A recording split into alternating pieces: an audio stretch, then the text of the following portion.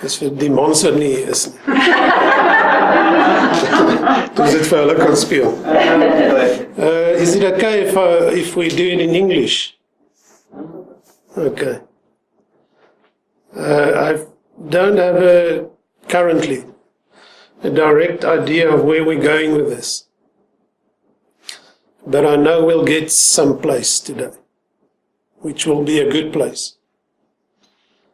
When Johnny and I chatted the last time before we decided on this workshop, I told her we should just call it sex, marriage, special needs and all that jazz. And then it will attract the men, the husbands. If they hear about that, most probably they would be more willing to attend something like this.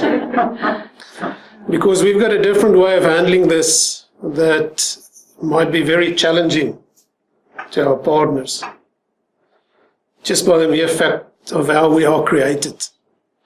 It's very difficult. Sometimes one would like to think that if you can ask God questions directly, that would be one of the questions I would ask him. Why did he let that kind of a design flaw slip in that he created as the way that we are, in terms of emotional capacity, in terms of connecting with people, in terms of emotional intelligence, in terms of being there for our wives. Currently, I experience a lot of grace in my own relationship with my wife. So we spent time, especially in the bath, and we laid in the bath this morning, and I told her, I can remember a time that I was very distant from what was going on in the house. Especially, I also have special needs children. You only always correct me. I say I've got, what do I say? Disabled children. Yeah. He does have disabled children. But yeah. And then she helps me to think of them as special needs children. And I told her this morning that I think I was very distant at one point, throwing myself into my work, finding my solace there, wanting to find some kind of comfort. When I think back about it, it's not a good way to do it. But it happened, and that's what we have to deal with now. But it's not like it created huge amounts of stress and things that we had to rectify. It's more like when I reflect on it, I think, could have done it different. Could have been there for her more. Could have maybe made quite a few more cups of tea for her while she struggled with Dylan. My oldest disabled son is 20 years old. I've got 2, 20 years and 10. I've got 5 children. Oldest daughter of 21, and then Dylan, which my children are seriously disabled. They're blind, mentally, I say mentally retarded. Have grace with me. Maybe I'm still old school. I didn't pick up on all the new terminology. They can't sit, walk, talk. They can basically do nothing. Got the mental functioning of, let's say, 6-month-old babies. But that time I thought, when I reflect back on it, I thought I could have done it a bit different, with maybe a bit more compassion, a bit more empathy, a bit more be there for my wife. And just you two guys sitting here, it's amazing.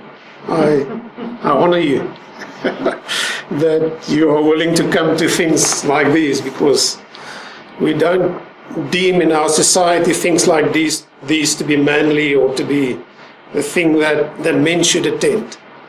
As the opposite is actually true, like you say, Francois, that men should actually, I should actually speak only to men this morning and maybe share my journey. Not that my journey is the benchmark, it's not. Because you've got your own kind of brokenness that you have to deal with. Your own kind of challenges in your unique way with your unique situation.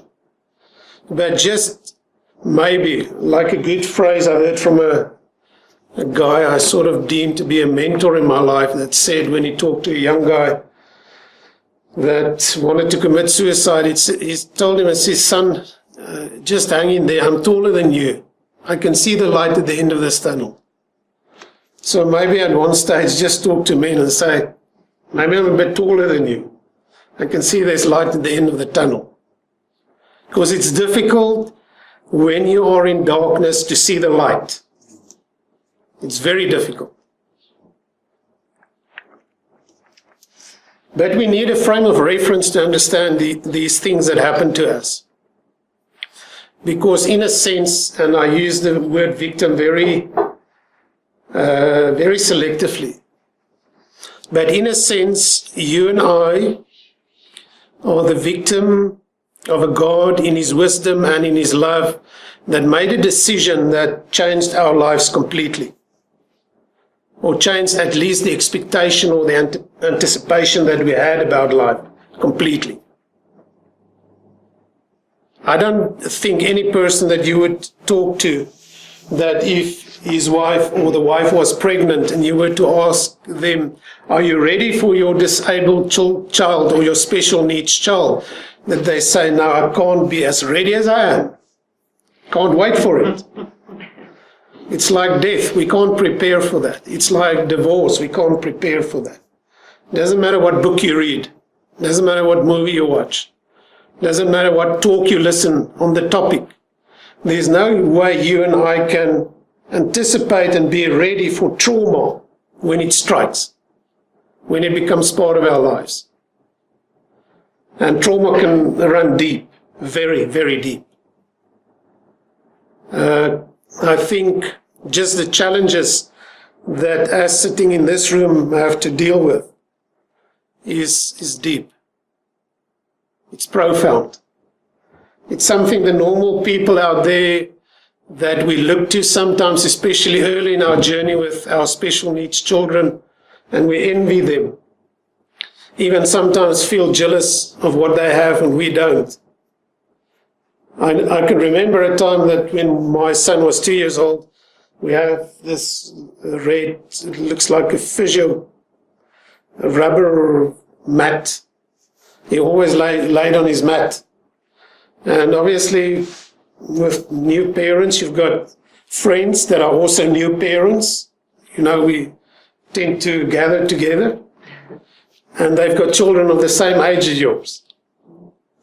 And I would have deep pity for myself to think there my son lies, and look at the other children there running outside and playing and shouting and screaming and laughing and just enjoying the reality of being able to run and to talk and to communicate. And then it strikes you, you don't have that. I think in essence, when we are there, we deal with loss. And that is the most difficult thing to deal with, is loss. Whether through death, divorce, a loss of employment, a loss of a pet, a loss of status, a loss of, fame, if you had fame. Any kind of loss that we have to deal with is seriously traumatic, is deeply profound, and touches us on a level that has the power, though, to transform us. In that moment when we go through darkness, it's not easy to be open to the complete experience. It's not easy to be out there and to embrace the experience. It's not easy to go through a season of darkness or wilderness or winter. And you say, I'm aware and I'm there and I'm embracing all the lessons that this season is teaching me. We tend to close up. We tend to withdraw. We tend to not want to get out there. Maybe when we go through this or further down this path, this journey of the challenges that we have to deal with, we become more open, we become more used to what we have to deal with. We're learning as we go. We're becoming, we're seeing, we're picking up on things, we are recognizing certain things. It's not day one, at least. At least. It's maybe month 2. And when we keep on journeying, it might be year 2. And if I can say Gregory Boyle's words, by having the grace of a son that's 20, son, there's light at the end of the tunnel.